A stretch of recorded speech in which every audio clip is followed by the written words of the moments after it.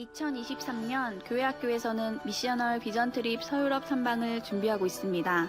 프랑스, 독일, 스위스, 이탈리아, 오스트리아 10일 일정으로 2023년 8월 8일부터 17일까지 진행됩니다. 초기 기독교 박해의 이탈리아 문화 유적을 탐방하고 어거스틴과 암브로시우스의 자취가 묻어있는 밀라노 대성당, 르네상스 중심에 있던 무의 도시 베네치아, 칼뱅이 주도한 종교개혁의 발상지 제네바, 그리고 종교개혁 성장의 발자취를 따라 탐방할 것입니다.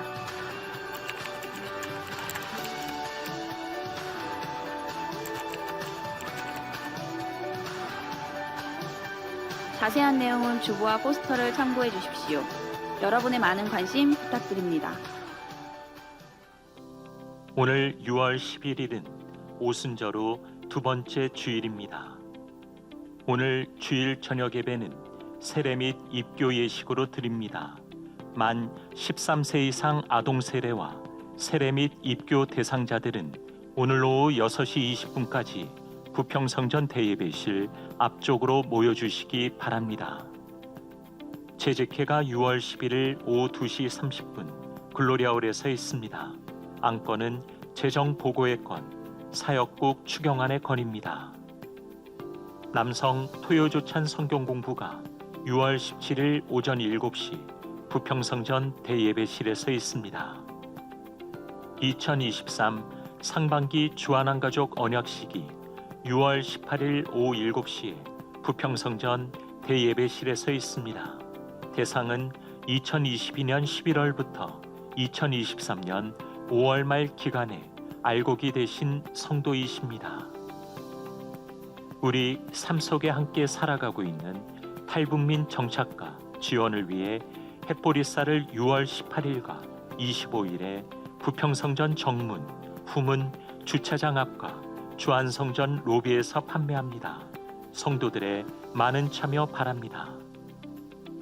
할렐루야 찬양대가 하나님의 사랑과 성도들의 격려로 올해 30주년을 맞이하여 6월 17일 오후 4시 주안성전 본당에서 찬양제를 준비했습니다.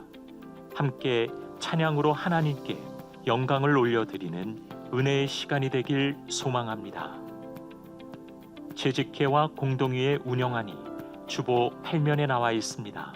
성도들께서는 운영안을 확인해 주시고 지켜주시기 바랍니다. 주안 시니어 합창단, 앵크리스도 중창단 단원을 모집합니다.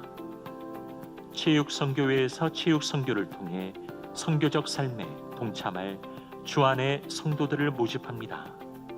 지금까지 교회 소식이었습니다. 이외의 교회 소식은 주보를 참조하시기 바랍니다. 할렐루야. 함께 인사하겠습니다. 할렐루야. 예배 자리에 잘 나오셨습니다. 모든 분들 주님의 이름으로 환영하고 축복합니다. 우리가 마음문을 활짝 열고 오늘도 주님 앞에 예배할 때 하나님께서 큰 은혜와 회복 주실 줄 믿습니다. 기대하는 마음을 가지고 크신 하나님 한 분만을 높여 찬송하겠습니다.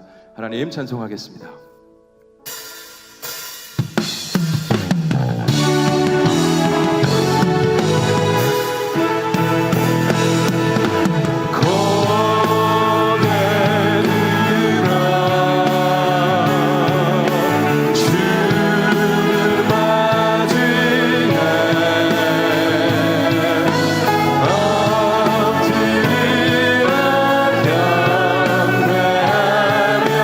자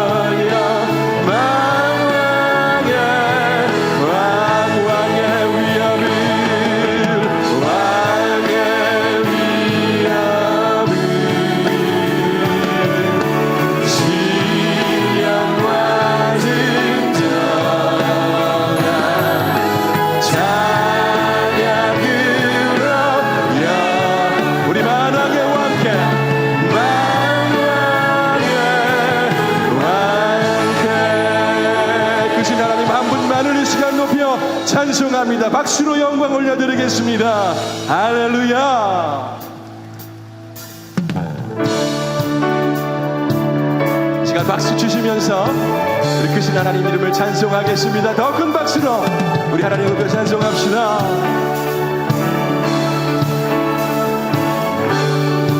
연유관 벗어서 연유관 벗어서 주 앞에 들이세 저 천사 기쁜 노래가 온 땅에 퍼지네 나오나 깨어서 주 찬송하여라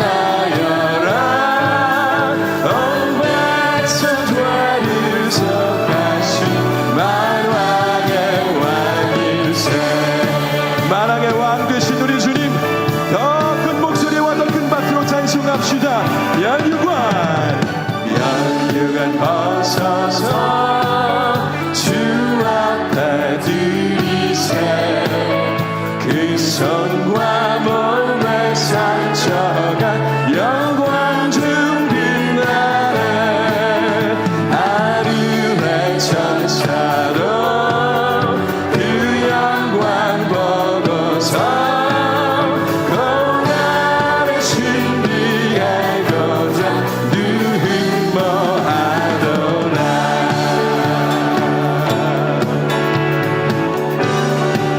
연유관 벗어서 연유관 벗어서 주 앞에 들이세 온 세상 전쟁 그치고 찬양과 오겠네 주보좌 앞에서 온 백성 엎드려 그 한량없는 영광을 그 찬송하니 연유관 가지고 연유관 가져서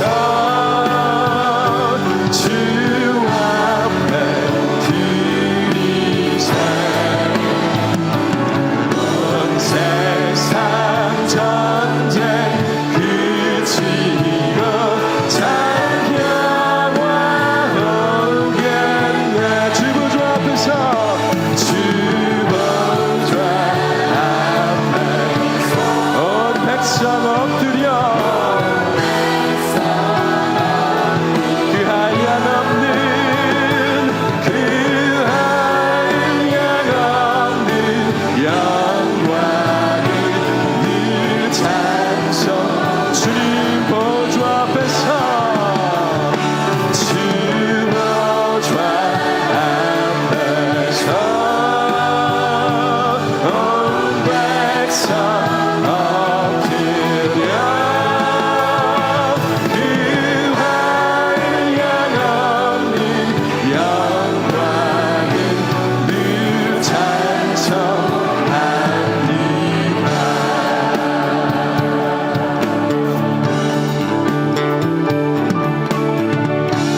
우리 여기서 고백하기 원합니다.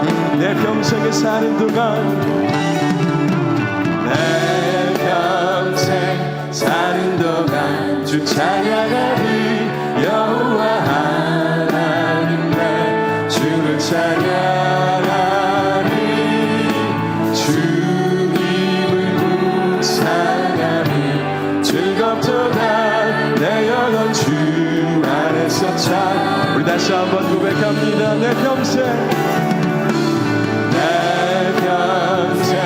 사는 동안 주 찬양하리 여호와 하나님 내 주를 찬양 주님을 묵상하리 주님을 묵상하리 즐겁도다 내 영혼 주 안에서 참기 내 영혼아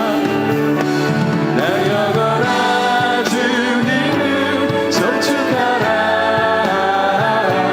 내 영혼아 주님을 찬양하라 내 영혼아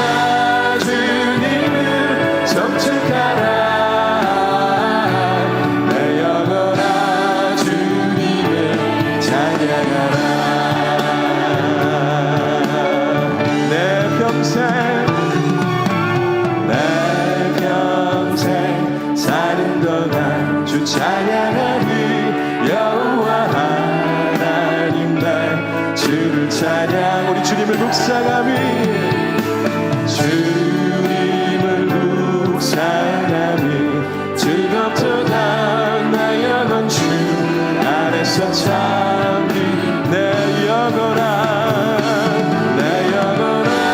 주님을 송축하라 내 영혼아 주님을 찬양하라 내 영혼아 주님을 송축하라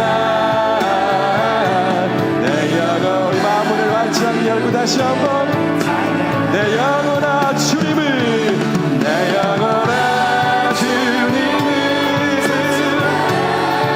송축합니다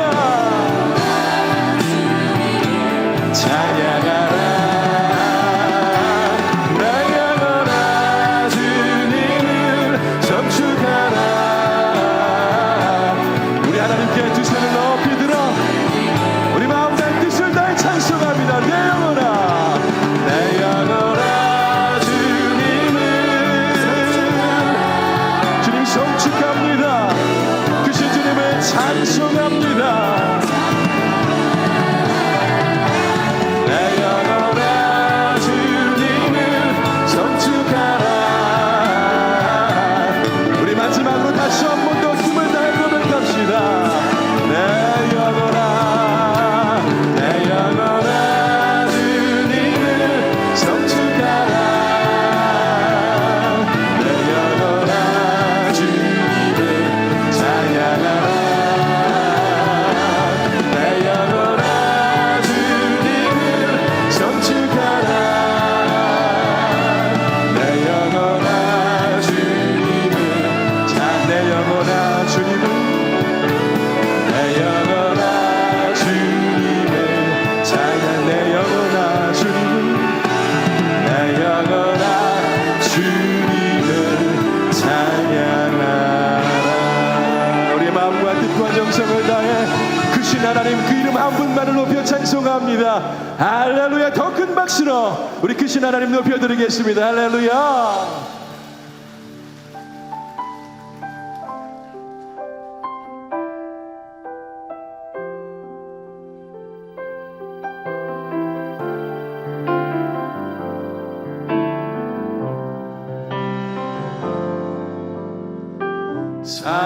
사랑하는 나의 아버지 이름 높여드립니다 주의 나라 찬양 속에 임하시니 능력에 주께 찬송하네 사랑하는 나의 아버지 사랑하는 나의 아버지 이름 높여드립니다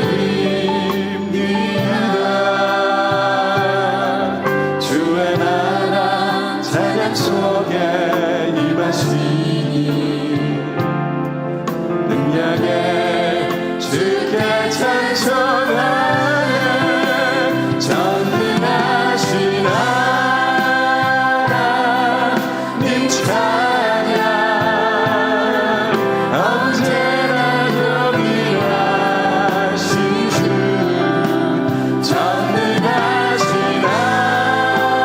하나님 찬양 영원히 다스리네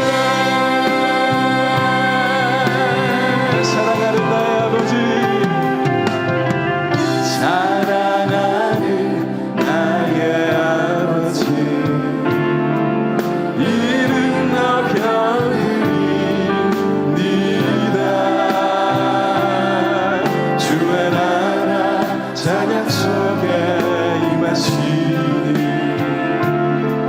능력에 우리 다시 한번 고백합시다 사랑하는 나의 아버지 사랑하는 나의 아버지 이름 높여드립니다 주의 나라 찬양 속에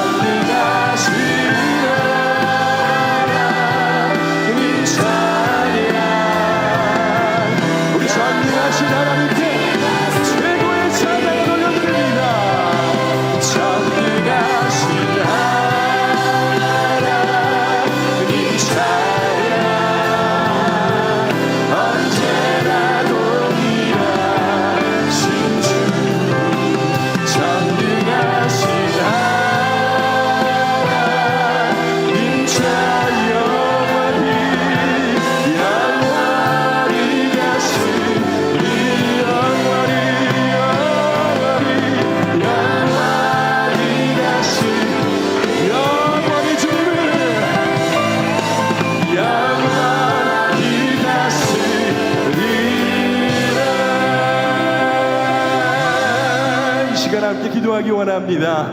오늘도 우리를 예배자로 부르신 하나님 감사합니다. 주님 전에 나와서 주님을 찬송하며 예배하게 하신 하나님 감사합니다. 하나님 아버지여, 이 시간 우리를 새롭게 하여 주옵소서. 우리에게 큰 은혜를 부어 주시옵소서. 이 시간 갈망함으로 주님 앞에 나가는 모든 이들에게 하나님 역사하여 주옵소서. 오늘 예배 가운데 일하실 하나님을 기대함으로 주님의 이름을 한번 부르짖으며 기도하겠습니다. 주님, 하나님 아버지, 오늘 우리를 예배자로 부르신 하나님 감사와 찬송을 올려드립니다. 하나님 아버지여, 연약한 모습 그대로 주님 앞에 나왔습니다. 하나님 아버지, 연약한 우리들의 모습이지만 주님께서 너무 안아주시길 간절히 소원합니다. 하나님 아버지, 이 모습 그대를 받아주시고 하나님의 놀라운 사랑과 긍휼로 우리를 안아주옵소서.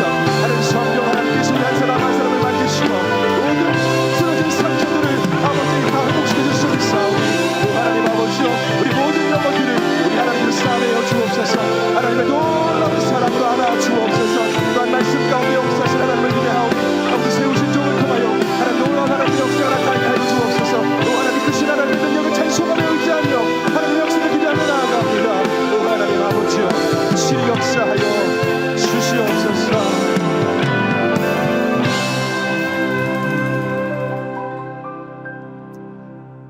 사랑과 은혜가 풍성하신 하나님, 6월 한 달을 호국 구원의 달로 지키게 하시고 오늘도 거룩한 주일을 허락하셔서 하나님 앞에 나와 예배하게 하시니 감사합니다.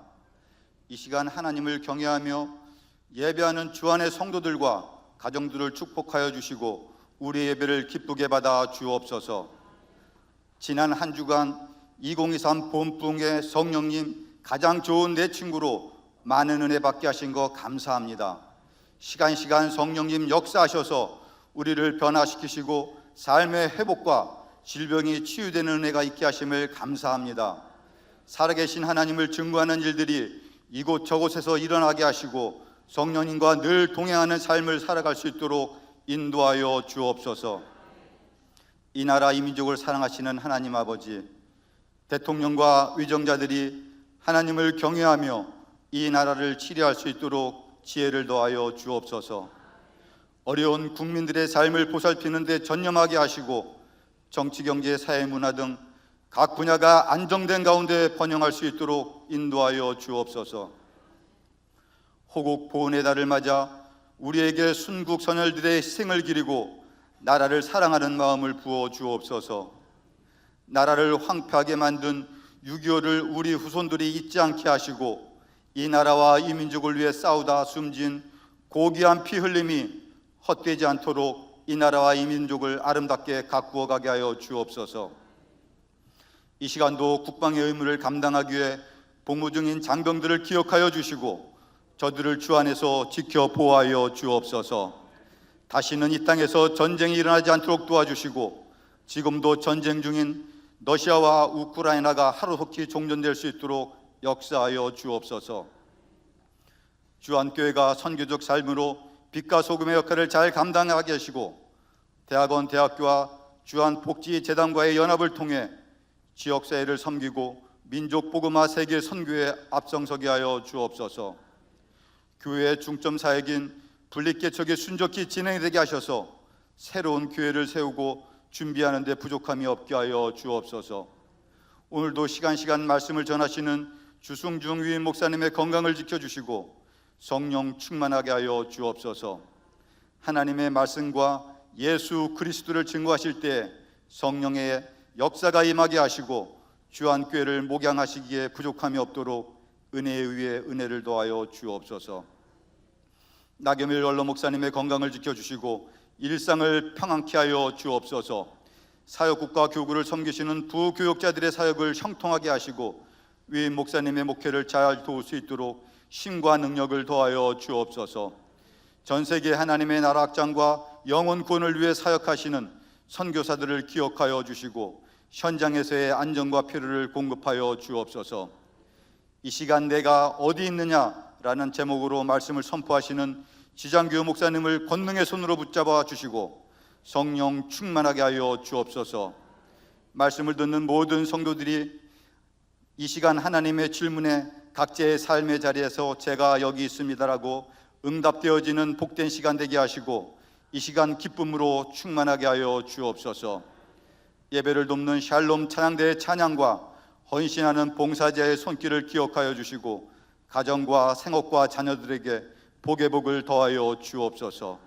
감사드리며 예수님의 이름으로 기도드리옵나이다. 아멘.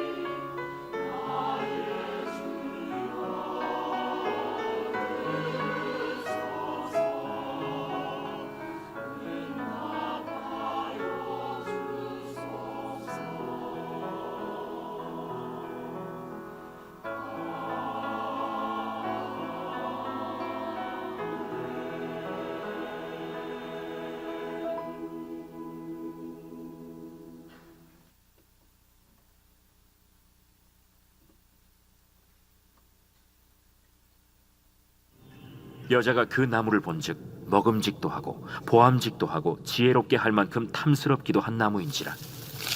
여자가 그 열매를 따먹고 자기와 함께 있는 남편에게도 주매 그도 먹은지라. 이에 그들의 눈이 밝아져 자기들이 벗은 줄을 알고 무화과 나무 잎을 엮어 치마로 삼았더라. 그들이 그날 바람이 불 때 동산에 거니시는 여호와 하나님의 소리를 듣고 아담과 그의 아내가 여호와 하나님의 낯을 피하여 동산 나무 사이에 숨은지라. 여호와 하나님이 아담을 부르시며 그에게 이르시되 네가 어디 있느냐? 내가 동산에서 하나님의 소리를 듣고 내가 벗었으므로 두려워하여 숨었나이다.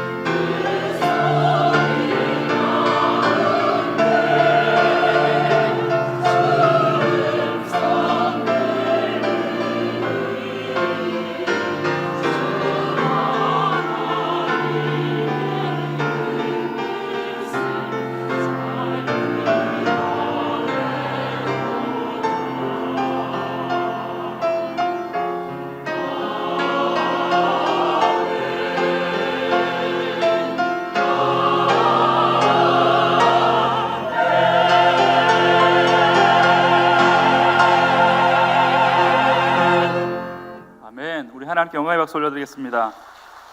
아멘. 하나님께서 모든 만물을 창조하신 줄 믿습니다. 예, 옆에 분하고 이렇게 인사했으면 좋겠습니다. 그래도 당신이 가장 아름다우십니다. 예, 하나님께서 세상 창조하신 만물 가운데 저와 여러분이 하나님의 형상을 닮은 저와 여러분이 가장 아름다운 창조물인 줄 믿습니다. 제가 예전에 제주도에 몇 번 가지 않았을 때 제가 제일 좋아하는 데가 어디였냐면 상군부리라는 곳이었어요. 가보셨나요? 너무 제가 한국에서 제일 아름답다라고 생각하는 곳인데 그 아름다운 풍경을 보고 있는데 제 앞에 신혼부부로 보이는 한 쌍이 와 아름답다 하니까 그 여자에게 남자가 뭐라 했냐면 당신이 더 아름다워, 자기가 더 아름다워. 저는 그때 충격을 받았습니다. 야, 이거보다 더 아름다운 게 저분이구나. 맞습니다. 하나님께서 하나님의 형상대로 창조하신 저와 여러분이 세상 만물 가운데 가장 아름다운 분인 줄 믿습니다. 광고 하나 하겠습니다.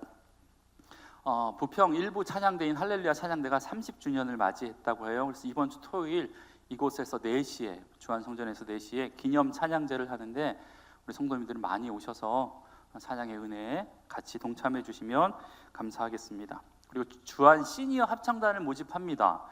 70세 이상 은퇴하신 분들을 대상으로 합창단, 찬양단이 아니고요 합창단, 그래서 가곡도 하고 일반 가역도 하고 모여서 교제도 하면서 여러 가지 일들을 감당할 그런 합창단을 모집하는데 70세 이상 특별히 남자분들의 지원을 좀 많이 기다리고 있다고 합니다. 많이 참여해 주시면 감사하겠습니다. 지난 부흥회가 은혜 가운데 잘 마쳤어요. 위임 목사님 설교를 꼭 한번 들어보세요. 부흥회 가운데 일어났던 여러 가지 치유와 역사와 기적들이 위임 목사님 설교를 통해서 계속 간증되고 있습니다. 성도들의 입을 통해서 안증되고 있으니까 오늘 돌아가셔서 위임 목사님의 설교를 꼭 들으시면 감사하겠습니다. 잠깐 기도하겠습니다. 하나님 감사합니다. 오늘도 우리를 주의 전에 불러주셨는데 하나님 예배 가운데 하나님 임재하여 주옵소서. 우리의 가장 좋은 친구이신 성령님 하나님 이 시간 사람마다 하나님 동행하여 주시고 성령 하나님께서 불과 같은 은혜를 베풀어 주심으로 말미암아 이 자리도 하나님께서 거룩하게 임재하시는 믿음의 자리 될 수 있도록 주님 역사하여 주시옵소서. 감사드리며 예수님의 이름으로 기도합니다. 아멘.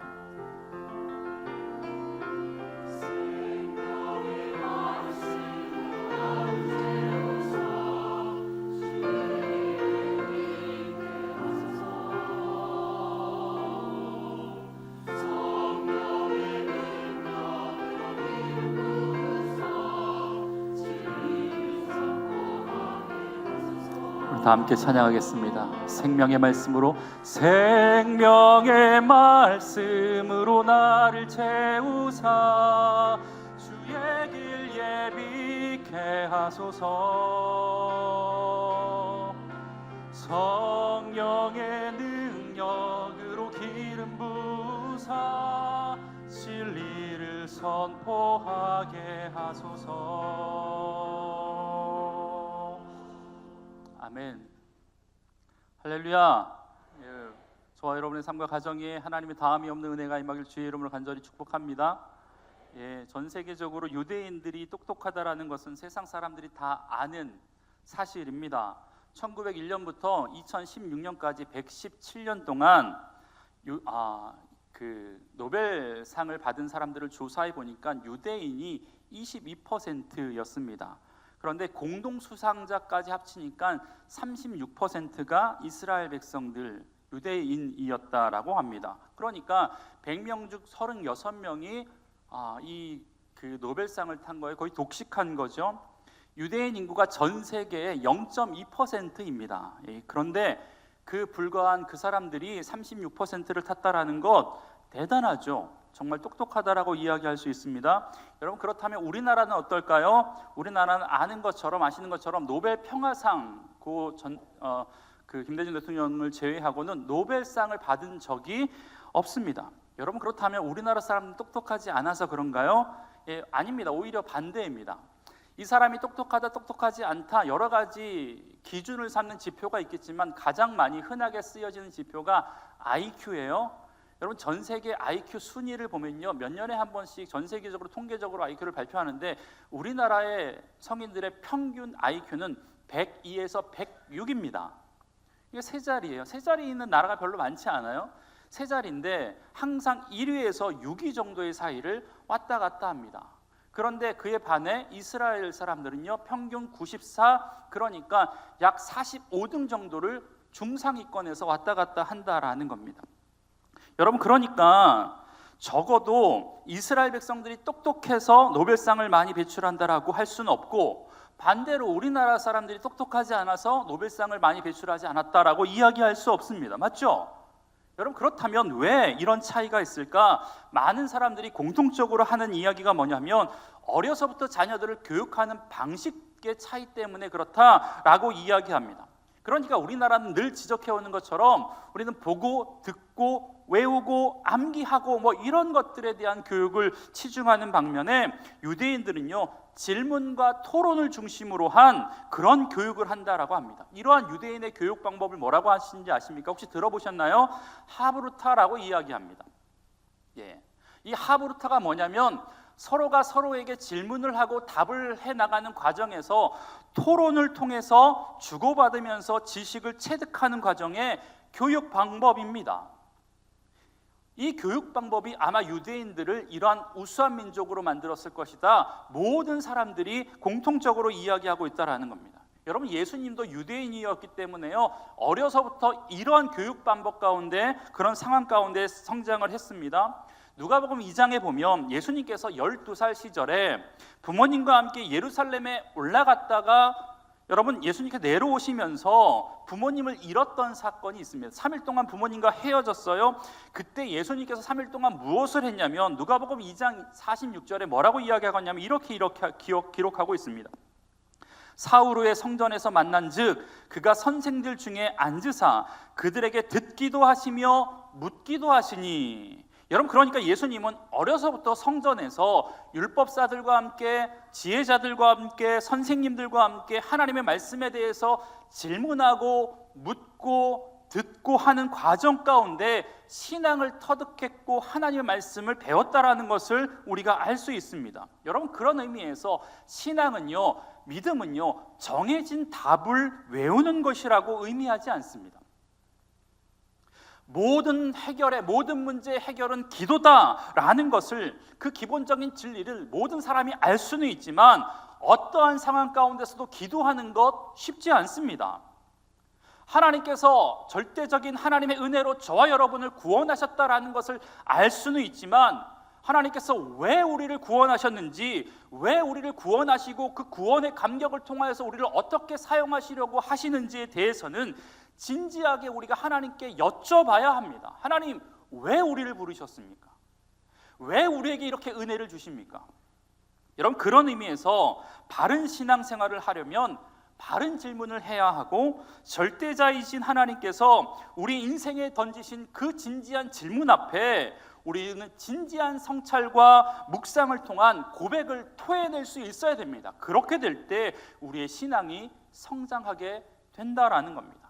덮어놓고 믿는 거 아닙니다.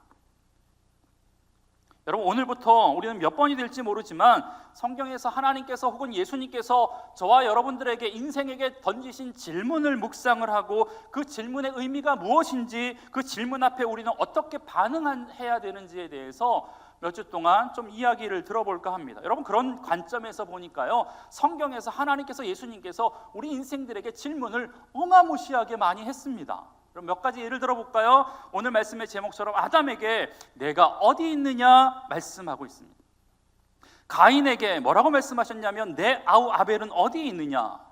이삭을 약속받았던 아브라함과 사라가 자신의 나이 많음을 보고 속으로 비웃었을 때 하나님께서 이렇게 얘기합니다. 여호와께 능치 못한 일이 있겠느냐.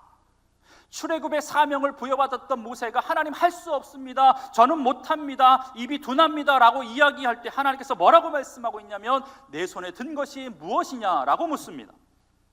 이세벨을 피해서 광야로 도망간 엘리야가 죽기를 강구한 그때 엘리야에게 하나님께서 뭐라고 말씀하고 있냐면 내가 어찌하여 여기에 앉아있느냐라고 이야기합니다. 예수님의 제자들에게 하셨던 질문도 있습니다. 너희는 나를 누구라고 하느냐? 예수님이 죽으신 후 예수님의 시체가 없어진 것을 본 마리아에게 하나님께서 하셨던 질문이 뭐냐면 어찌하여 울며 누구를 찾느냐? 예수님을 3번이나 부인한 베드로에게 찾아오셔서 물으셨던 질문은 내가 나를 사랑하느냐? 평생 예수를 믿는 사람들을 핍박하고 저주했던 사울에게 찾아가셔서 예수님께서 뭐라고 말씀하시냐면 내가 어찌하여 나를 핍박하느냐? 여러분, 신약 성경에 적어도 예수님의 기록되어 있는 이 사복음서에 어떤 학자들은요, 예수님은 200개가 넘는 질문을 하고 계시다라고 이야기하고 있습니다. 여러분, 그 외에도 우리를 향한 하나님의 질문이 굉장히 많습니다. 여러분 기억하세요? 이렇게 많은 질문을 아담에게, 가인에게, 혹은 아브라함에게, 모세에게, 엘리야에게, 베드로에게 하신 것이 아니라 우리 모두에게도 지금 하시고 계신 질문이기도 하고, 그 질문에 대한 답을 아담만 하는 것이 아니라 베드로만 하는 것이 아니라 저와 여러분이 해야 할 차례이다라는 것입니다. 여러분, 오늘 본문은요, 우리가 너무나도 잘 아는 말씀이고 성경에서 하나님께서 인생들에게 하셨던 가장 첫 번째 질문이 바로 내가 어디 있느냐라는 질문입니다. 여러분, 이 말씀의 배경을 우리가 너무나도 잘 알고 계시죠? 하나님께서 아담과 하와에게 에덴 동산을 다스릴 권한을 주시면서 한 가지 금하신 것이 있었는데, 그게 뭐냐면 동산 중앙에 있는 선악을 알게 하는 나무는 먹지 말라라고 명령하셨습니다. 이 말씀을 하시면서 또 하셨던 말씀이 내가 먹는 날에는 반드시 죽으리라 라고 말씀하셨습니다. 여러분, 그런데 그들이 그 나무의 열매를 따먹었습니다. 그러니까 먹자마자 그들에게 생기는 현상에 대해서 성경은 뭐라고 이야기하고 있냐면 7절 이렇게 얘기합니다. 이에 그들이 눈이 밝아져 자기들이 벗은 줄 알고 무화과 나무 잎을 엮어 치마로 삼았더라. 여러분, 그의 잘못된 선택으로 인하여서 눈이 밝아졌대요. 벗은 것을 알게 됐대요. 그래서 무화과 나무 잎을 엮어서 앞을 가린 거죠. 그리고 나서 행했던 행동이 두려워서 하나님의 낯을 피하여 나무 사이에 숨었다라고 성경은 기록하고 있다라는 겁니다. 여러분, 그런데 그런 아담에게 하나님께서 찾아가셔서 했던 첫 번째 질문이 무엇이었냐면 아담아, 내가 어디 있느냐라는 질문이었습니다. 여러분, 그렇다면 이 질문의 의미가 무엇일까? 뭐 아담이 지금 어디에 있는지 하나님께서 몰라서 하시는 질문입니까? 아니죠.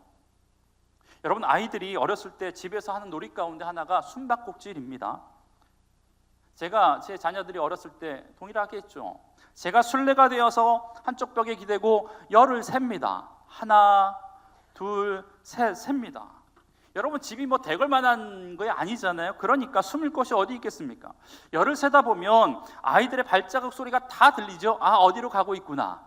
다 아는 것 아닙니까? 이제 찾을게 라고 하면서 이제 찾을 신용을 하면 급한 마음에 아이들이 숨는데 뻔합니다. 이불 속에 머리를 처박든가, 책상 밑으로 들어가서 몸을 돌리든가, 쪼그려서 몸을 돌려서 앉았죠. 여러분, 아마 자기의 눈에 안 보이면 아빠의 눈에도 안 보인다라고 생각하기 때문에 그렇습니다. 꿩사냥이나 토끼사냥을 해보진 않았지만 보니까 그렇더라고요. 그냥 총 한 번 쏘면 도망가다가 지쳐서 눈 속이나 숲 속에 자기 얼굴을 처박는다라고 이야기합니다. 여러분, 하나님이 아담이 어디에 숨었는지 몰라서 물으신 것이 아닙니다. 그분이 모르는 것이 있으십니까? 아닙니다. 그래서 우리는 그분을 전지하신 분이라고 이야기합니다. 그분이 계시지 않는 곳이 있습니까? 아닙니다. 그래서 우리는 그분을 무소부재하신 분이다 라고 이야기하고 있습니다. 시편 139편 7절 이하에 보면 이렇게 말씀하고 있어요. 내가 주의 영을 떠나 어디로 가며 주의 앞에서 어디로 피하리이까? 내가 하늘에 올라갈지라도 거기 계시며 스올의 자리를 펼지라도 거기 계시니이다.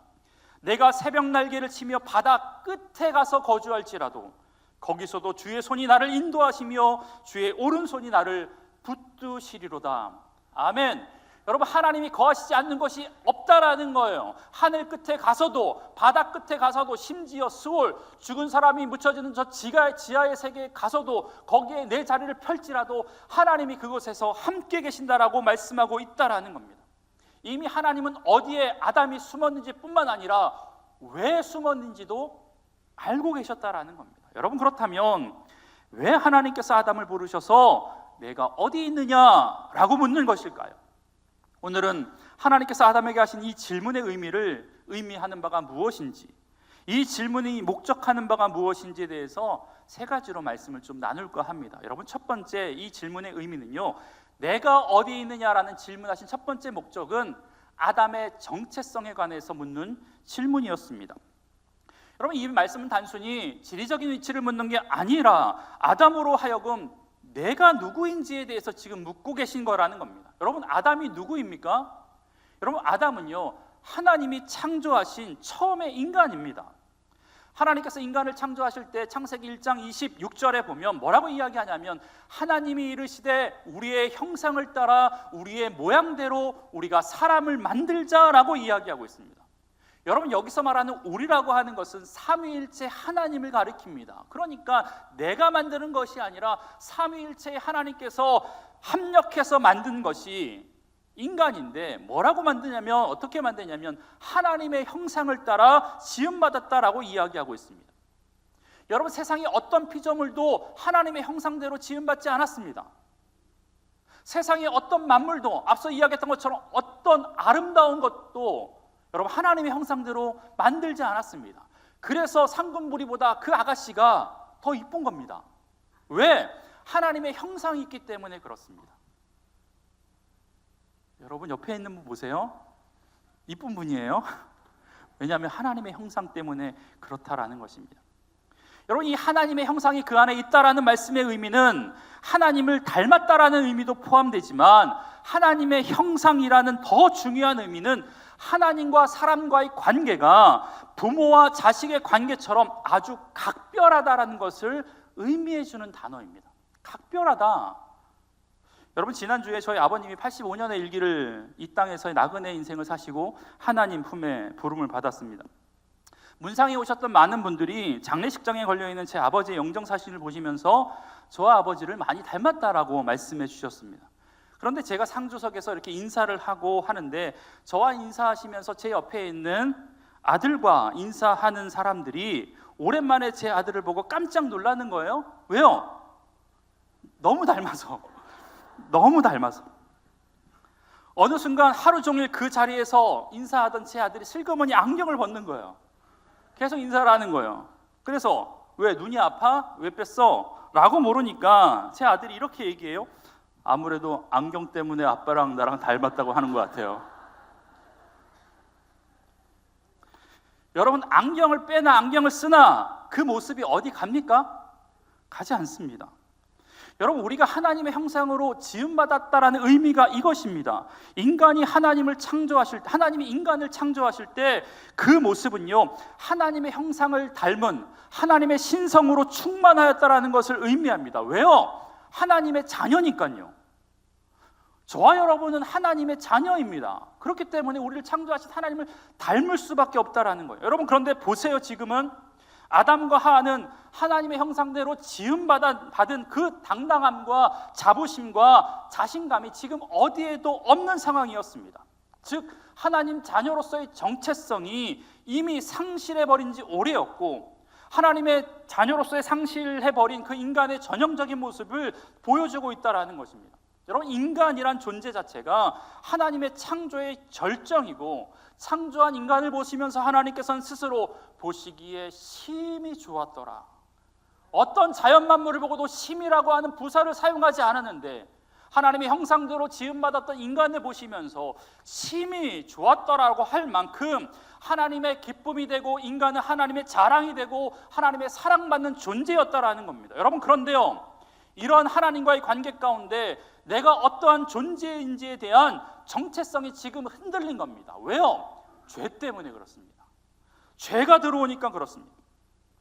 그러니까 하나님이 두려워진 겁니다. 하나님과 동산을 거닐며 교제하는 것이 하나님의 가장 큰 기쁨이었을 뿐만 아니라 아담의 큰 기쁨이었을 것입니다. 여러분, 그런데 죄 가운데 있으니까 하나님의 교제가 두려워진 거죠. 그러니까 숨은 것 아닙니까? 여러분, 인간은 본성적으로 죄를 짓게 되면 하나님의 심판에 대한 두려운 마음이 갖게 됩니다.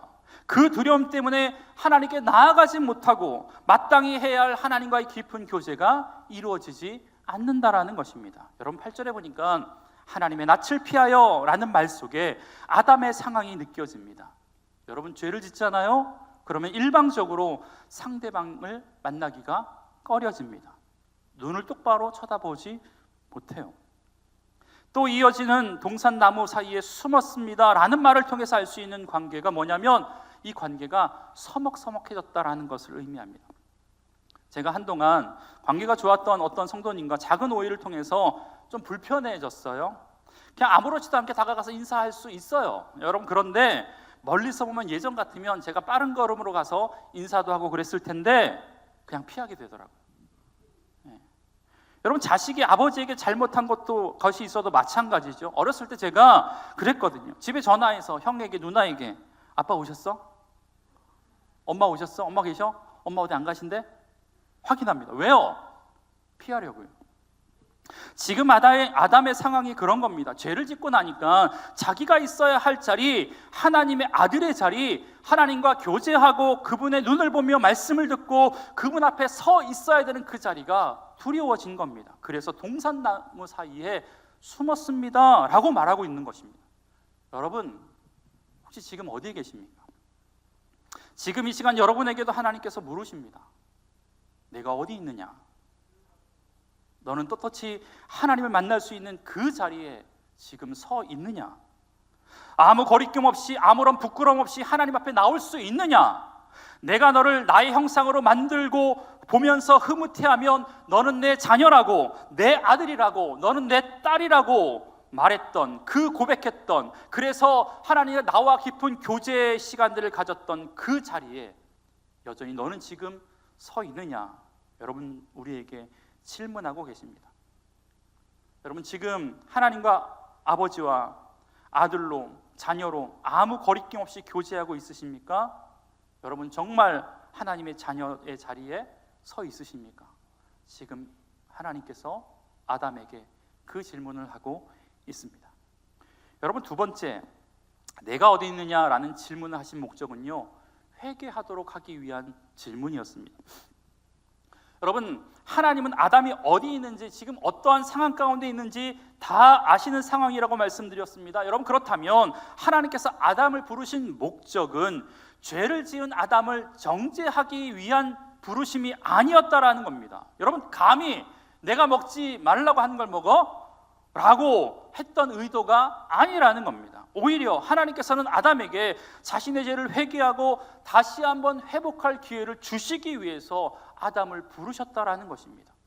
여러분, 하나님의 질문에 아담이 대답은 뭡니까? 10절 보니까 이렇게 말씀하고 있어요. 내가 벗었으므로 두려워하여 숨었나이다. 여러분, 언제나 안 벗었습니까? 언제나 안 벗으셨습니까? 그런데 왜 갑자기 벗은 것이 부끄러워진 겁니까? 좀 전까지만 해도 다 벗고 다녔는데 왜 갑자기 수치스러워진 거예요? 이건 역시 죄의 결과 때문에 그렇다라는 것입니다. 여러분, 하나님 앞에 아담이 했던 고백은 자기 자신의 죄에 대해 자백도 아니고 회개도 아니었습니다. 당연히 하나님, 제가 실수했습니다. 제가 부족해서 그랬습니다. 제가 연약해서 그랬습니다. 제가 부족해서 이렇게 죄를 범했습니다 라고 고백했어야 하는데, 지금 단순히 아담은 자신의 죄로 인한 현상에 대해서만 이야기합니다. 제가 벗었으므로 부끄러워졌습니다. 그래서 하나님께서 다시 그에게 묻습니다. 11절, 누가 너의 벗었음을 내게 알렸느냐? 내가 내게 먹지 말라 명한 그 나무 열매를 내가 먹었느냐? 여러분, 그런데 또 이 질문에 대해서 아담의 대답이 참 안타깝습니다. 우리 12절의 말씀을 다 함께 읽어보겠습니다. 시작.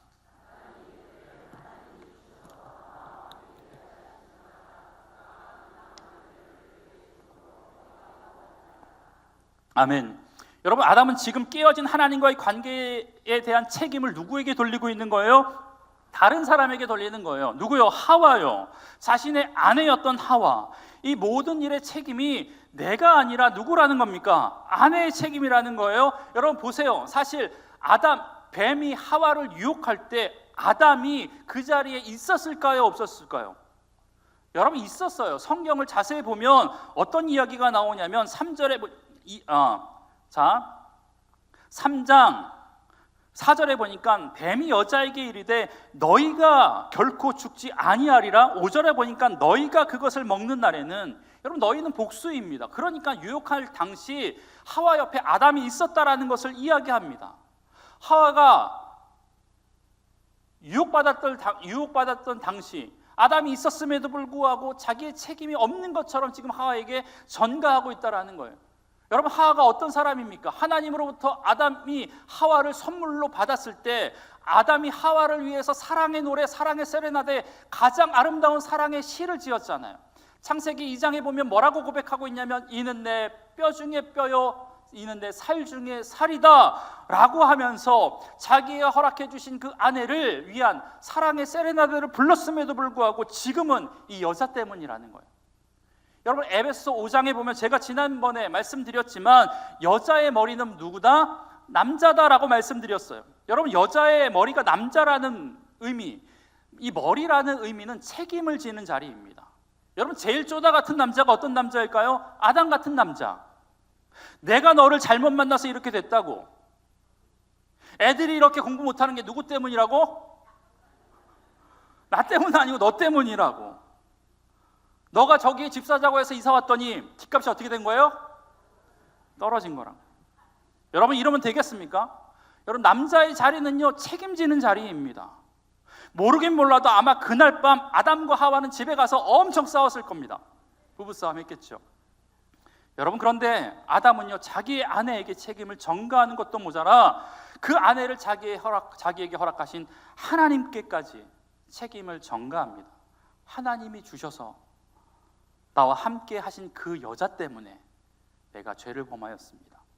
그러니까 그 책임 나에게 있는 게 아니라 내 아내에게도 있고, 그 아내를 나에게 주신 누구에게도 있다? 하나님께도 있다. 여러분, 그렇게 지금 이야기하고 있다라는. 여러분, 하와가 뱀에게 유혹당할 때, 그리고 그 유혹에 넘어선 선악과를 먹고 있을 때 아담을 모르지 않았습니다. 앞서 이야기한 것처럼 그 시간들을 다 지켜보고 있었다라는 겁니다. 그런데 지금 핑계만 대고 있고 책임을 전가시키고 있습니다. 이건 역시 여러분 죄의 결과입니다. 만약 아담이 그 하나님의 부르심 앞에 자신의 잘못을 깨닫고 용서를 빌었으면 어떻게 됐을까? 하나님, 잘못했습니다. 제가 무지했습니다. 제가 연약해서, 제가 부족해서 그랬습니다 라고 고백했다면 하나님께서 회복의 은혜를 주시지 않았겠습니까? 자신이 있어야 할 그 자리를 떠나 아무리 멀리 갔다고 하더라도 집 나간 탕자를 받아주었던 그 아버지처럼 언제든지 회개하면 돌아오는 자녀를 하나님께서 받아주실 것입니다. 여러분, 돌아오는 길이 살 길입니다.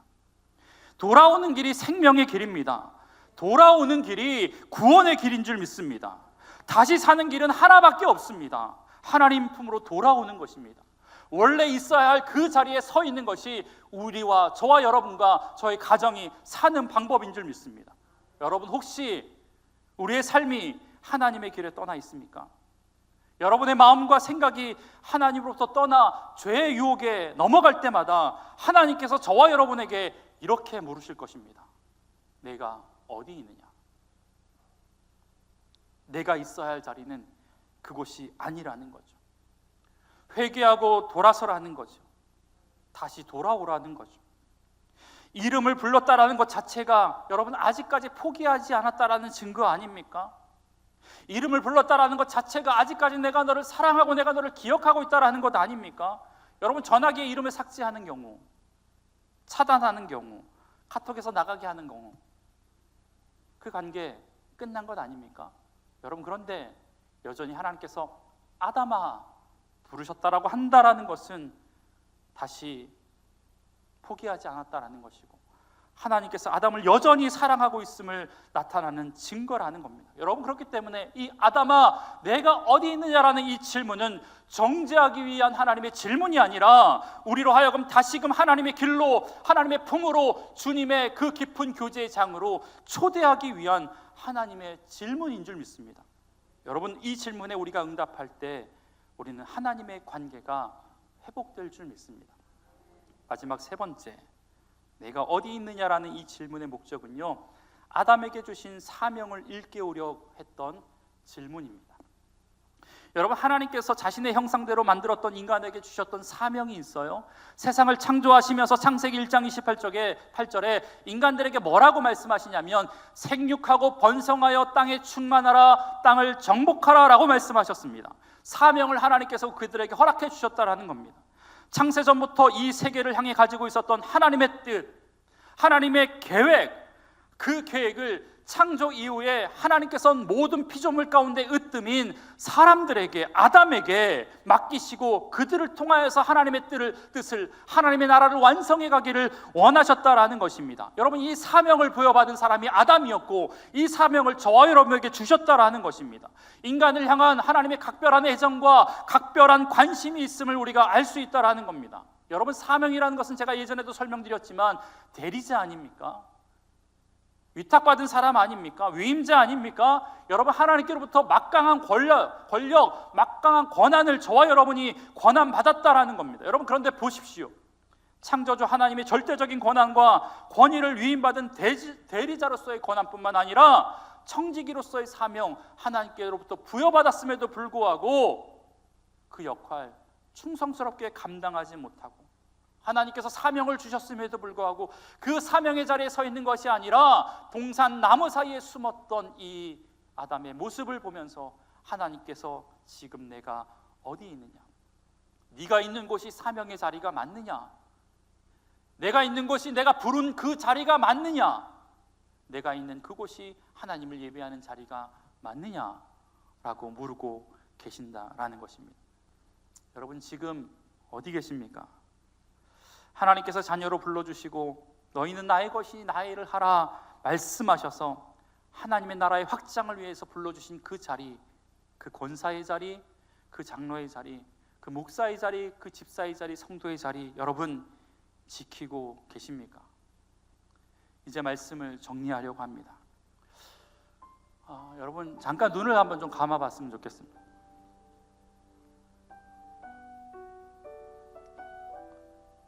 혹시 불안하십니까?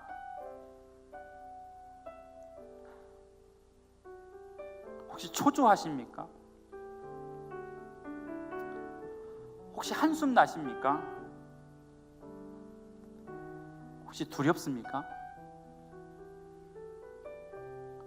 하나님께서 여러분의 자리에, 하나님께서 보내주신 여러분의 자리를 벗어난 인간의 모습이 그렇습니다. 두렵다면, 초조하다면, 불안하다면, 힘들다면 여러분이 지금 어디에 서 계신지 여러분이 좀 되돌아봐야 됩니다. 하나님이 아담을 통해서 향해서 아담아 내가 어디 있느냐라고 물으신 그 의미는 한마디로 이것입니다. 아담아, 지금 거기는 내가 있어야 할 곳이 아니야. 지목사, 김권사, 이장로, 박집사, 지금 거기는 내가 있어야 할 곳이 아니야. 너는 지금 나와 동행해야 되고, 너는 지금 나에게 예배해야 되고, 너는 지금 나와 교제해야 해. 나는 너를 그렇게 불안하게 살라고 창조하지 않았어. 나는 너를 힘들고 어렵게 살라고 창조하지 않았어. 나는 너를 죄 가운데 허덕이며 죄의 노예가 되어서 그렇게 내 낯을 피하면서 살라고 창조하지 않았어. 그러니까 그곳에서 빨리 나와. 내가 있어야 할 곳이 거기가 아니야. 비록 지금 두렵지만, 연약하지만, 부족하지만 너를 창조하신 여호와를 믿고 내 앞으로 나오면 너는 영원히 평안할 수 있어. 그러니 어서 거기 있지 말고 이리 나와. 그래야 살 수 있어.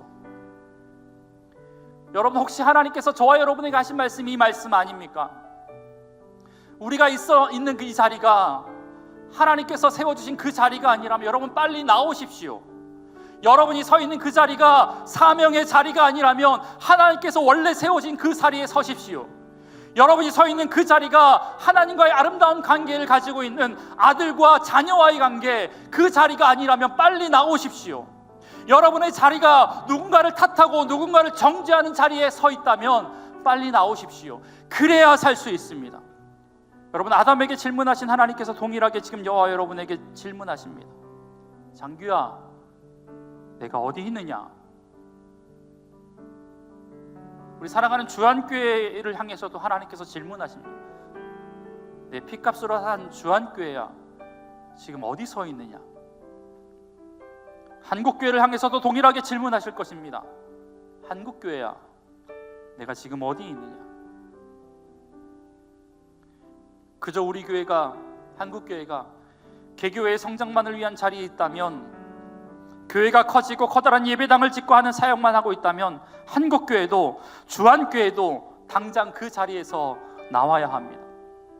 예수님의 능력과 성령님의 능력을 의지하는 것보다 사람을 의지하고 돈을 의지하는 자리에 있다면 그 자리에서 벗어나야 됩니다.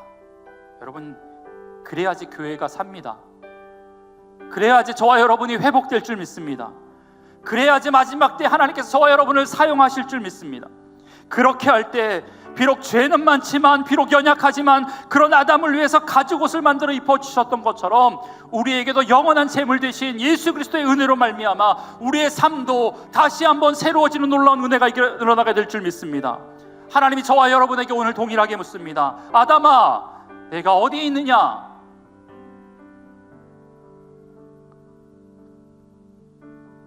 우리 이 질문을 가슴에 묻고 우리 찬양하면서 하나님 앞에 나아가겠습니다.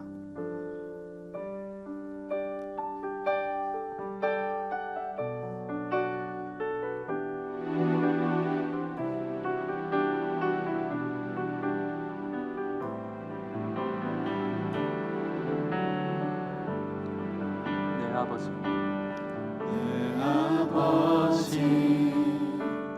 그 품 안에서 내 영혼이 안전합니다. 주 손길로 내 삶을 안으시니 그 평강이 나를 덮습니다. 내 아버지, 그 품 안에서 내 아버지, 그 품 안에서 내 영혼은 안전합니다. 주 손길로 내 삶을 안으시니 그 평강이 나를 덮습니다. 나 비록 넘어지며 흔들리지만 주 내 안에 거하며 나를 붙드시니 내 생각을 주께로 돌리고 주시는 평강의 옷을 입습니다.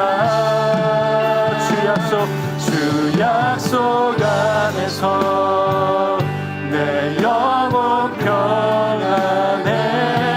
내 뜻보다 크신 주님의 계획 나 신뢰해. 주여운 다 내려놓고 주님만 의지해. 주 안에서 내 영혼 안전합니다. 주 약속 안에서 내 영혼 평안해. 내 뜻보다 크신 주님에게 나 신뢰해. 두려움 다 내려놓고 주님만 의지해. 주 안에서 내 영혼, 우리 주님 향해 두 손 높여들고 갑시다. 주 약속 안에서 내 영혼 평안해. 내 뜻보다 크신 주님의 계획 나 신뢰해. 두려움 다 내려놓고 주님만 의지해. 주 안에서 내 영혼 안전. 우리 이 시간 기도합시다. 하나님 안에 평안 땅에 있음을 우리가 알게 하여 주옵소서. 우리가 있어야 할 자리에서 벗어나 있다면 하나님 돌아오게 하시고, 내가 어디 있느냐라는 주님의 질문에 하나님 내가 지금 여기 있습니다, 내가 주님 앞에 서 있습니다, 내 삶의 자리로 돌아가겠습니다 라고 고백할 수 있도록, 그래서 내 마음 가운데 있는 두려움과 좌절과 절망과 불안의 인생이 아니라 주님 안에서의 참된 평안의 인생 살아갈 수 있도록 하나님 우리를 붙들어 주시옵소서. 우리 주님의 이름 한번 모시고 통성으로 기도하겠습니다. 주님, 하나님, 여기 앉아있는 믿음의 종들을 하나님 기억해 주시길 원합니다. 지금도 여전히 아담에게 질문하셨던 것처럼 내가 어디 있느냐라고 물으시는 하나님의 음성 앞에, 주님, 제가 다른 곳에 있는 것이 아니라 주님 앞에 서 있습니다. 주님만 의지합니다. 주님 안에 있습니다. 주님과 교제하고 있습니다. 예배의 자리에 있습니다. 두려움 자리를 벗어나서 평안의 자리에 있습니다 고백할 수 있도록 하나님 은혜 베풀어 주시옵소서. 그래야 하나님 오늘도 우리를 불러주시고 우리 삶 가운데 세임 주신 하나님의 은혜로 말미암아 승리할 수 있는 귀한 믿음의 인생 살아가실 수 있는 귀한 믿음의 우리 주 안에 성도 될 수 있도록 주님 역사하여 주시옵소서. 그렇게 임하신 하나님 기대합니다. 주님, 모든 것 다 내려놓고 두려움 내려놓고 주님만 신뢰함으로 주님 주시는 참다운 평안함과 참다운 샬롬의 은혜를 누릴 수 있는 하나님의 성도 될 수 있도록 주님 역사하여 주시옵소서. 하나님, 오늘도 우리를 향해서 물으시는 내가 어디 있느냐, 내가 어디 있느냐 라는 그 질문이 우리를 사랑하시는 주의 음성으로 들려지게 하여 주옵소서. 그래서 내가 있어야 할 자리에서 벗어났다면 빨리 그 자리로 돌아오게 하여 주옵소서. 그것이 살 길임을, 그것이 회복될 길임을, 그것이 구원받을 길임을 우리가 알게 하여 주옵소서. 그래서 회복시켜 주시고 평안 주시는 은혜를 마음껏 누리는 주 안의 성도들 되게 하여 주시옵소서. 예수님의 이름으로 기도합니다. 아멘.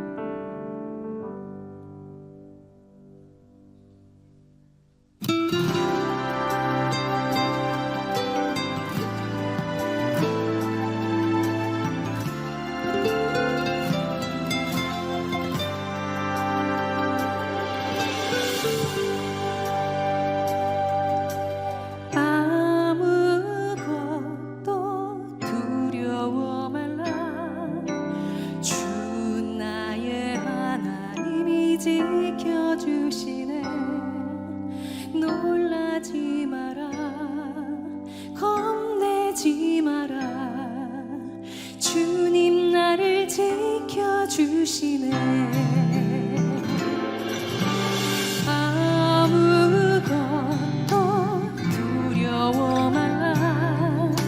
주 나의 하나님이 지켜주시네. 놀라지 마라, 겁내지 마라. 주님 나를 지켜주시네. 내 맘이 힘에 겨워 지칠지라도 주님 나를 지켜주시네.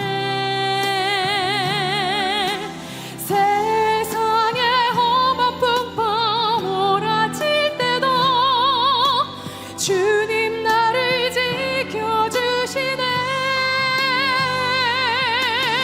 주님은 나의 산성, 주님은 나의 요새, 주님은 나의 소망, 나의 힘이 되신 여호와.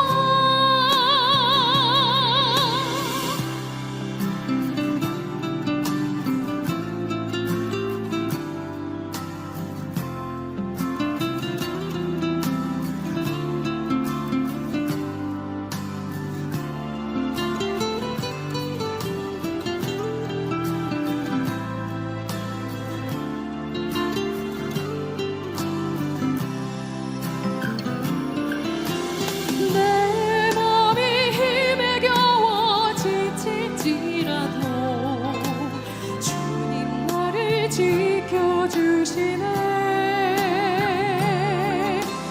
세상의 험한 풍파 몰아칠 때도 주님 나를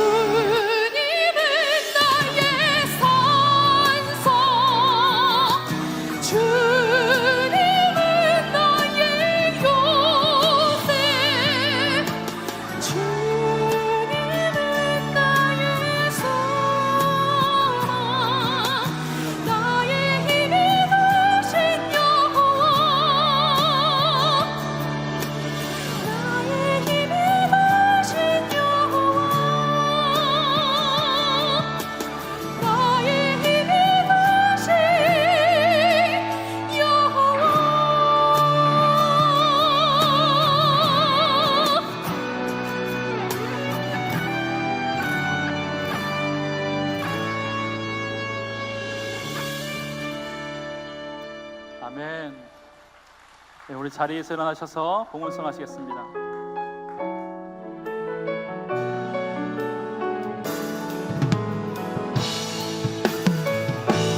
모든 영광과 존귀와 능력 받으소서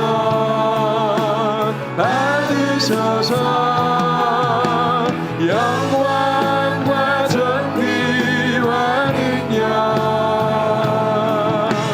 받으소서 모든 영광과 존귀와 능력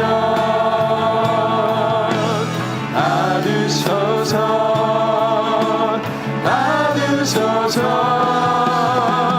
영광과 존귀와 능력 받으소서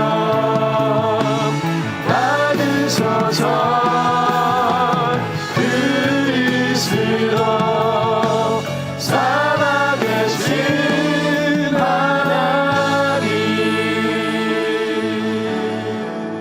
하나님, 우리를 자녀 삼아 주셔서 지금 이 시간 세상에 있지 아니하고 하나님과 교제하는, 하나님과 예배하는 예배의 자리에 불러주신 것 감사를 드립니다.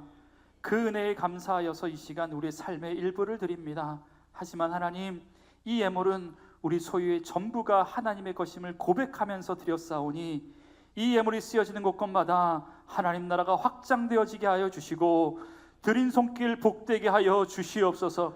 드릴 수 있는 마음이 은혜이고 드릴 수 있는 물질이 있는 것도 은혜임을 고백하오니 성령 하나님, 우리의 드려짐으로 인하여서 우리 것이 적어지는 것이 아니라 더 풍성해질 수 있도록 역사하여 주시옵소서.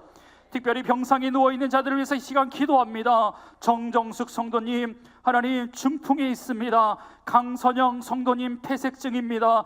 윤성분 성도님 요관 종양입니다. 변혜진 성도님 담관 소장 문합술입니다. 차예나 8살 어린이인데 뇌전증입니다. 그리고 양서진 불신자인데 위암이고 이명호 불신자인데 뇌경색입니다. 하나님, 이들에게 지금 찾아가 주시옵소서. 절망 중에 있는 그들에게 성령의 불을 내려 주시옵소서. 치유의 강선을 베풀어 주시옵소서. 그리하여 육신의 질병뿐만 아니라 영혼까지 구원받는 은혜가 있게 하여 주시옵소서. 하나님, 이제 세상으로 나아가는 주의 종들을 보시옵소서.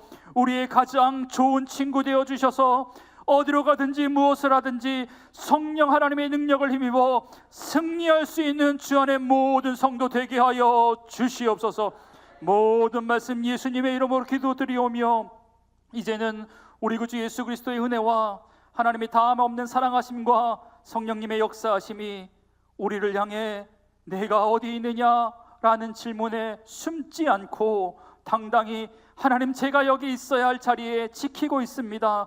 예배의 자리에 있습니다. 하나님, 선교의 자리에 있습니다 라고 고백하며 나아가기를 소원하는 믿음의 성도님들 머리 위에 주한교회와 한국교회 위에 이제로부터 영원까지 함께 하시기를 간절히 축원하옵나이다. 아멘.